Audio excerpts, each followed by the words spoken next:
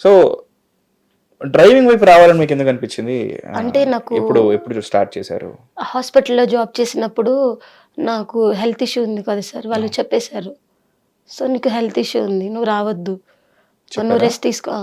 హ్మ్. "నువ్వు రెస్ట్ తీసుకో అమ్మా" అని చెప్పారు. నేను రెస్ట్ తీసుకుంటే నా పిల్లలు, వాళ్ళ చదువులు అంటే రెస్ట్ తీసుకోవడం అంటే కంప్లీట్‌గా రెస్ట్ తీసుకోమన్నారా? మానేసేయమన్నారు సార్. మీది పర్మనెంట్ జాబ్ కాదా పర్మనెంట్ అప్పటికి? కాదు సార్. ప్రైవేట్. ప్రైవేట్‌గా. అదే పర్మనెంట్ జాబ్ అయితే మీకు ఈ కష్టాలు ఉండేవి కదా! ఎందుకంటే లేదు సార్. నెలలా మీకు సాలరీ వచ్చేది. మీకు అక్కడే ట్రీట్మెంట్ జరిగేది. అవును సార్. వాళ్ళే రిఫర్ చేసేవాళ్ళు పెద్ద హాస్పిటల్ కానీ మీకు మెడిసిన్స్ పరంగా కూడా మీకు హెల్ప్ జరిగేది. అవును సార్. కానీ మీరు ప్రైవేట్ అవ్వడం వల్ల మీకు అక్కడి నుంచి ఎలాంటి హెల్ప్ రాలేదు. లేదు. లేదు సార్. అందుకని ఎందుకన్నా మంచిదమ్మా అని చెప్పేసి మిమ్మల్ని ఆపేశారు. ఆపేశారు. మీరేమి ఇలా ఎందుకు చేస్తున్నారు? క్వశ్చన్ ఇప్పుడు చేయలేదు సార్. నేను సర్వీసెస్ ఇచ్చాను. ఇప్పుడు మీరు నర్స్ అంటే అక్కడ హెల్త్ ప్రాబ్లమ్స్ ఉన్న వాళ్ళకి మీరు సర్వీసెస్ ఇస్తుంటారు. సార్. ఇప్పుడు మీకే హెల్త్ ప్రాబ్లం వచ్చింది. మీరు మనిషే. మీరేం సూపర్ మ్యాన్, సూపర్ ఉమెన్ కాదు కదా! మరి ఇప్పుడు నాకు ఇలా ఎందుకు అవుతుంది? నేను క్వశ్చన్ ఏం చేయలేదు. చూడలేదు సార్. ఆ రూల్స్ ఏవి వర్తించలేదు అక్కడ. లేదు నువ్వు వెళ్ళిపో అమ్మా ఇక్కడి నుంచి అని సార్. ఏ విధమైన ఆర్థిక సాయం కూడా చేయలేదు వాళ్ళు. లేదు సార్.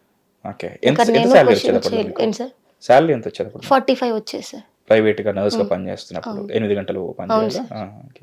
ఇంకా మానేయాల్సి వచ్చింది. సో ఒక్కసారిగా 45,000 ఇన్కమ్ అనేది ఆగిపోయింది. ఆగిపోయింది. పైగా అది కాకుండా ఇప్పుడు క్యాన్సర్ ఉందనే ఆగిపోయింది. ఇప్పుడు అవును ట్రీట్మెంట్ చేయించుకోవాలి. 3 పిల్లలు ఉన్నారు.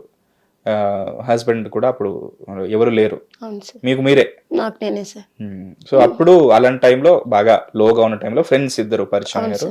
వాళ్ళు బాగా ధైర్యం చెప్పారు. మళ్ళీ వాళ్ళు కొద్ది గొప్ప ఫైనాన్షియల్ గా చాలా వరకు సార్. వాళ్ళ గోల్డ్ పెట్టి మరీ ఇచ్చారు సార్ నాకు. ఇంట్లో వాళ్ళ హస్బెండ్స్ తెలియకుండా ఇంట్లో అన్నం, పప్పు, కూరలు అన్ని ఇచ్చిన ఎవ్రీథింగ్ పంపించేవారు. ఇద్దరు ఫ్రెండ్స్. అవును సార్. వాళ్ళకు కూడా పెళ్ళిళ్ళు అయినాయి. వాళ్ళకి పిల్లలు ఉన్నారు సార్. వాళ్ళకు కూడా ఫ్యామిలీస్ ఉన్నాయి. వాళ్ళకు కూడా సపరేట్ వాళ్ళకు ఒక ప్రపంచం ఉంది. ఉంది. అయినా కానీ ఒక ఫ్రెండ్ గా మీకు ఎంత సపోర్ట్ చేయాలో వాళ్ళు చేశారు. చాలా సార్. మేబీ ఇంకెవరైనా ఉండుంటే ఎందుకు చేయాలి ఇవన్నీ ఉంటే మన మీదకి వస్తే సొంత వాళ్ళకే అంటారు ఎందుకు చేయాలి అని. సో వాళ్ళు ఎప్పుడు అందులో ఒక అమ్మాయి అసలు ఎప్పుడు ఒక్క నిమిషం కూడా ఆలోచించదు. నాకు ఏ ప్రాబ్లం వచ్చినా ఈ రోజు కూడా తనే ఉంటుంది ముందు. నేనున్నా, సో నువ్వు ధైర్యంగా ఉండు, నువ్వు ఈ పని చేయి, నువ్వేం భయపడకు, నీ ధైర్యం ఎక్కువ, నువ్వు బతుకుతావు చూడని తనే నాకు చాలా వరకు సపోర్ట్. సో మీకు కొంచెం బ్రతుకు మీద ఆశ కలిగింది. మెల్లిగా మీరు ఫైట్ చేయడం స్టార్ట్ చేశారు. అసలు క్యాన్సర్ అనే కాదు, మామూలుగా ఒక మనిషికి ఏదైనా వ్యాధి ఇచ్చినా మందులు సగమే నయం చేస్తారంటారు. మిగతాది ఇంకో మనిషి ఇచ్చే ధైర్యం కానీ లేకపోతే మనకు ఉండే ధైర్యమే మనల్ని సగం క్యూర్ చేస్తుంది అంటారు. రీసెంట్ గా మేము ఒక డాక్టర్ తో కూడా ఇలాంటి వరల్డ్ క్యాన్సర్ డేకి సంబంధించి ఇలాంటి ఇంటర్వ్యూ చేసాం. అప్పుడు డాక్టర్స్ చెప్పింది కూడా అయితే, సో ముందు మనం ధైర్యంగా ఉండాలి. బట్ మీకు ఆ ధైర్యం మీ ఫ్రెండ్స్ ఇచ్చారు. సో మీకు ఒక హోప్ వచ్చింది, మళ్ళీ మీరు ఫైట్ చేయడం స్టార్ట్ చేశారు. ఆ తర్వాత ఏం జరిగింది? ఆ తర్వాత కొంచెం సర్జరీ చేయించుకున్నాను. అంటే ఇంకా ఇంట్లో సర్జరీ అయింది. ఫస్ట్ సర్జరీ జరిగింది. అప్పుడు కొంచెం పర్లేదు, ఇంకా ఇంట్లో ఎవ్వరికి తెలియదు. మా పిల్లల్ని మా ఫ్రెండ్ దగ్గర అప్పచెప్పి నేను ఒక్కదాన్ని వెళ్ళిపోయాను సర్జరీ చేయించుకోవడానికి. ఏ హాస్పిటల్ జరిగింది సర్జరీ మీకు? సార్ అను హాస్పిటల్. విజయవాడ సార్. అనులో అక్కడ చేయించుకున్నాను. క్యాన్సర్ దగ్గర వాళ్ళు మ్యామ్ కొంచెం బాగా తెలిసిన ఆవిడ. మామూలుగా కీమోథెరపీ అని రేడియేషన్ థెరపీ అని ఉంటుంది, దాని వల్ల క్యూర్ అవ్వలేదా? లేదు సార్, కీమో ఒక 2-3 చూసారు, బట్ అసలు ఏమి రెస్పాన్స్ లేదు సరిగ్గా. వద్దులేమ్మా మనం సర్జరీకి వెళ్ళిపోదాం, నీకు ఆప్షన్ ఉందని 1 week లో సర్జరీ చేసేసారు సార్.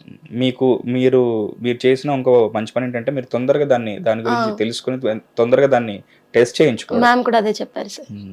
అశ్విని మ్యామ్ చాలా నాకు ఆ టైంలో చాలా హెల్ప్ చేశారు సార్. మెడికల్ పరంగా కానీ ఇంకా ఏదన్నా డాక్టర్ మ్యామ్ నాకు కొంచెం హాస్పిటల్ ఆవిడ బాగా చూసుకున్నారు సార్. ఓకే. సో సర్జరీ అయ్యింది. అవును సార్. సర్జరీ అయిన తర్వాత ఎన్ని మంత్స్ లో కోలుకున్నారు? 1 year పట్టింది సార్. 1 year పట్టింది, మళ్ళీ వచ్చేసింది. మళ్ళీ వచ్చింది. ఇంకా ఎక్కడికి వెళ్ళినా నువ్వు 3 months కంటే ఎక్కువ ఉండవు అనేసారు. భయపెట్టారు చాలా. అసలు ఏంటి మ్యామ్ మీరు లాస్ట్ టైం నేను సర్జరీ చేయించుకున్నాను, అంతా ఓకే బాగానే ఉంది కదా అంటే, లేదు ఇంకా నీకు ఛాన్స్ ఎక్కడా లేదు, నువ్వు ఇంకా అసలు బతకువు, నీకు వెళ్ళిపోయి ఇక్కడి నుంచి అని పంపించేశారు. ఎవరు చెప్పారు అలాగా? హాస్పిటల్లో సార్. ఏ హాస్పిటల్స్? 4-5 పేర్లు బట్ చెప్పారు. వాళ్ళని కూడా అడిగినా అసలు మేమేం చేయమమ్మా, దాన్ని ముందే చెప్పాం కదా వచ్చిద్ది రాదు అని, అది వచ్చింది ఇంకా తర్వాత మేమేం చేస్తాము అన్న. ఇంకా ఇదేంటి 3 months అంటున్నారని 2-3 సేమ్ అదే రియాక్ట్ అయింది. సో తర్వాత నేను బెంగళూరు కిమ్స్ ఉంది కదా, అక్కడ మాకు తెలిసిన డాక్టర్స్ ఇట్లా అని విజయవాడలో తెలిసిన వాళ్ళు ఉన్నారు. ఆ సార్ అక్కడ చేస్తున్నారంట. సో ఒకసారి నువ్వు ఇక్కడికి రామ్మా, నాకు తెలిసిన వాళ్ళు ఉన్నారు. బెంగళూరు వెళ్ళాను. సో అప్పుడు మా బ్రదర్ అన్ని ఆ సారే పెట్టుకున్నారు. ఎవరు?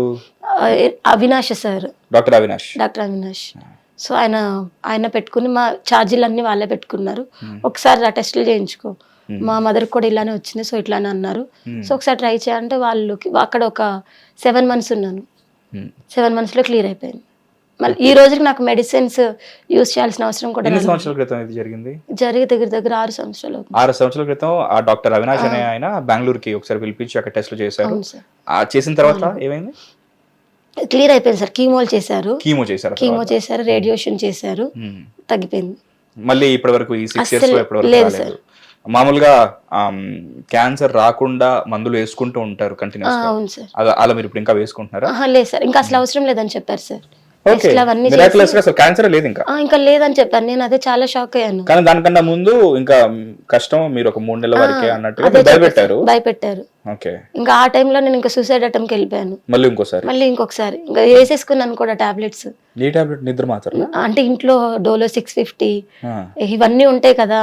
ఇంకా పిల్లల్ని నాకు ఇంకేం అర్థం కాలేదు. నేనే లేనప్పుడు ఈ పిల్లల పరిస్థితి ఏంటి, ఏం చేయాలి, అసలు ఏం అర్థం కాలేదు. ఇంకా ఆ టైంలో హాస్పిటల్కి తీసుకెళ్ళి కొంచెం రికవరీ చేయించారు చుట్టుపక్కల వాళ్ళు. తర్వాత ఇక ఆ సార్కి కాల్ చేస్తే ఇంకా సార్ బెంగళూరు తీసుకెళ్ళి అక్కడ అయిపోయిన తర్వాత అక్కడ బెంగళూరులో ఎన్ని మంత్స్ ఉన్నారు? 7 months ఉన్నాను సార్ అక్కడే హాస్పిటల్. అప్పుడు మీ పిల్లలందరినీ? మా అంటే నాకు అక్కడ ఒక ఇంట్లో రెంట్కు ఉండేదాన్ని. శ్రీరామ్, రమ్య అండ్ వాళ్ళు మాకు చుట్టాలు. బట్ వాళ్ళ మమ్మీ, డాడీ, తమ్ముడు, చెల్లి అని పిలిచేదాన్ని. వాళ్ళే వచ్చి చూపించారు. వాళ్ళ డబ్బులు వాళ్ళు అమ్మేసుకుని వాళ్ళ దగ్గర గేదెలు అయి ఉంటాయి కదా, అవి అమ్మేసి నాకు చూపించారు. తర్వాత నేను ఇచ్చాను. ఇంకా నా దగ్గర డబ్బులు లేవని.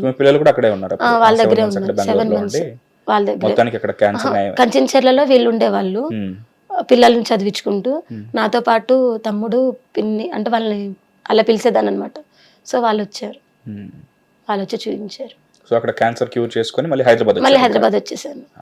వచ్చి ఏం చేశారు ఆ తర్వాత? మళ్ళీ ఇంకా అప్పులు అయిపోయింది సార్. ఇంకా 7 lakhs వరకు అప్పులు కనిపిస్తున్నాయి. 7 lakhs వరకు ఇన్కమ్ కూడా లేదు ఇప్పుడు. ఇన్కమ్ లేదు. 45,000 వచ్చేది. సో ఇంట్లోనే ఉంటున్నాను, ఖాళీగా ఏం చేయాలో తెలియలేదు. సో అప్పుడు హైదరాబాద్ వచ్చాను. సో ఇక్కడ ఏదన్నా హాస్పిటల్లో జాబ్ అంటే యశోదాలో జాబ్ చూశారు. చూసి సరే చేద్దాం అన్నట్టు వస్తే మార్నింగ్ 7 నుంచి 1:30 వరకు జాబ్ ఉండేది. Morning shift.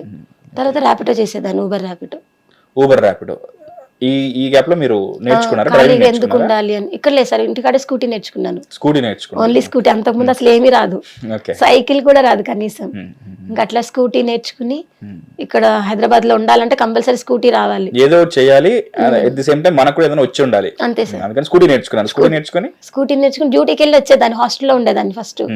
సో అట్లా కొంచెం ఫ్రెండ్ ఒక ఆమె సజెషన్ చేసింది, అరే మా తెలిసిన వాళ్ళు కూడా చేస్తున్నారు, ఒకసారి నువ్వు చెయ్యి, నీకు లైసెన్స్ ఉంది కదా. ఇక్కడ ఆ లైసెన్స్ కూడా ఎలా వచ్చిందంటే ఇక్కడ బండ్లు ఆగేసుకుంటారు, చలానాలు వేస్తారు, బండి డ్రైవ్ చేస్తారు, అలాంటివన్నీ చెప్పేసరికి ఎందుకైనా మంచిదని అప్పటికప్పుడు లైసెన్స్ తీసుకున్నప్పుడు హైదరాబాద్ లో అడుగు పెట్టాను. విజయవాడలో లైసెన్స్ తోనే వచ్చాను. ఎందుకంటే ఇక్కడ ట్రాఫిక్ రూల్స్ ఎక్కువ ఉంటాయి అని చెప్పేసి అని చెప్పారు. అక్కడికి ఇక్కడికి చాలా ట్రాఫిక్ వ్యత్యాసం ఉంది కదా. చాలా సార్. అక్కడ ఎక్కడికి వెళ్ళాలన్నా సరే మా అంటే 10 kilometers ఎక్కడికి వెళ్ళినా సరే సరిపోతుంది. ఇబ్రాహీంపట్నం నుంచి అటు ఫెర్రీ బోట్ ఘాట్ వరకు వెళ్ళాలన్నా సరే అదొకటే లాంగ్, లేదా గుంటూరు. అవును సార్. ఇక్కడ అలా కాదు. ఇక్కడ ఎల్బీ నగర్ నుంచి గచ్చిబౌలి విజయవాడ దగ్గర అనిపిస్తుంది. చాలా ట్రాఫిక్ కూడా ఎక్కువ ఉంటది. హిట్ టీవీ యాప్, ఇందులో short news, live news, entertainment shows, movies, digital magazines తో పాటు మీ జిల్లా వార్తలను కూడా ఫ్రీగా చూడొచ్చు. ఇంకెందుకు ఆలస్యం, వెంటనే హిట్ టీవీ యాప్ ని డౌన్లోడ్ చేసుకుని ఫ్రీగా ఎంటర్టైన్మెంట్ పొందండి. Hit TV app. Hit TV app. Please download hit TV app. Hit TV app ని ఫ్రీగా డౌన్లోడ్ చేసుకుని ఎంజాయ్ చేయండి. మీకు నచ్చిన ఎంటర్టైన్మెంట్ కోసం హిట్ టీవీ యాప్ ని ఫ్రీగా డౌన్లోడ్ చేసుకుని ఎంజాయ్ చేయండి. హిట్ టీవీ యాప్ ని డౌన్లోడ్ చేసుకుని ఆస్వాదించండి, ఆశీర్వదించండి. ఇంతమంది సెలబ్రిటీలు హిట్ టీవీ యాప్ ని డౌన్లోడ్ చేసుకోండి అని చెప్తున్నారంటే ఎంత మంచి యాప్ ఆలోచించండి. అమెరికా అమెరికా అమెరికా అమెరికాలో చదవాలనుకునే వాళ్ళకి విశ్వసనీయమైన పేరు మన శౌర్య consultancy. UK Law 1 Year Masters. UK Law 1 Year Masters. 2 years work permit up to 5 years visa. Contact Saurya Consultancy. Contact 89851 89851.